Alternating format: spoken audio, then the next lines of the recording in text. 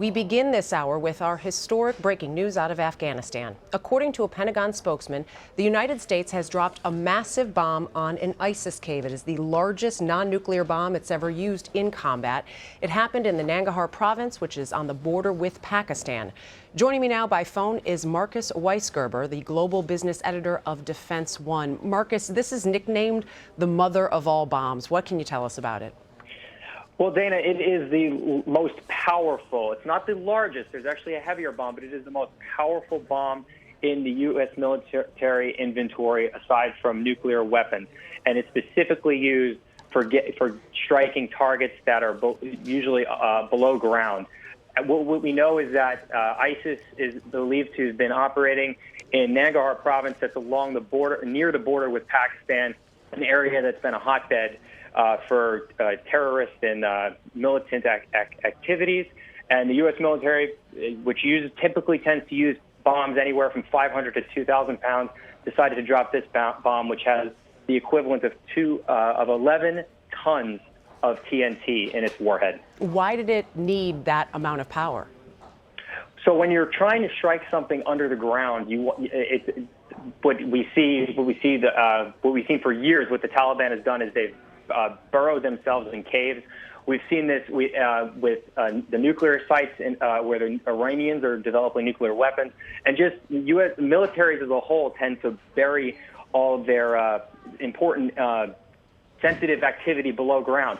So you need these heavy bombs. These heavy bombs, what they do is penetrate through rock or concrete, and then once they get through, they explode, creating devastation to whatever is below. I know this was the first time that this weapon was used in combat, and maybe that is the answer, but was there more to the decision into why this was the first time it was used?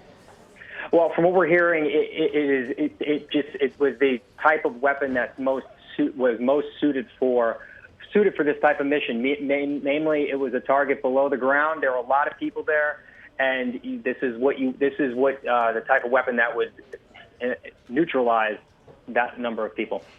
Can you give us any sense of what the decision-making process is going into using a weapon like this for the first time in combat?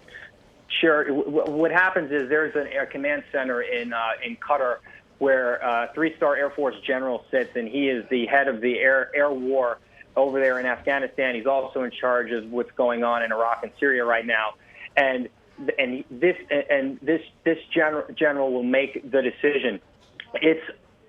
Because this is such a large weapon, there likely was communication back with the Pentagon. However, it's not a nuclear weapon, so it's not abundantly clear yet whether this would actually go back all the way to the president, but unlikely.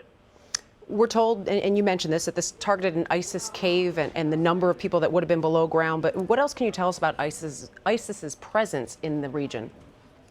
Well, we've been in this region since everyone knows, since right after 9/11. We've been there now going on 16 years.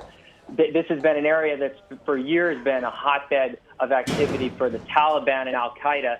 And what U.S. military commanders are telling us now is that ISIS is now spreading more throughout the region, and that has weighed into decisions on keeping U.S. forces there based in Afghanistan.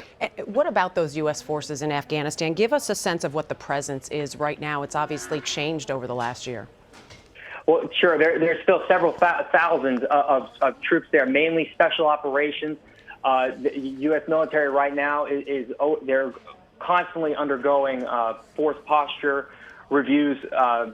For their expect the Trump administration now just coming in, they're going to be reviewing force posture of the U.S. military essentially everywhere in these areas, but don't expect the U.S. forces to be leaving Afghanistan anytime soon. Marcus Weisgerber, the global business editor of Defense One. Thank you, Marcus. Thank you.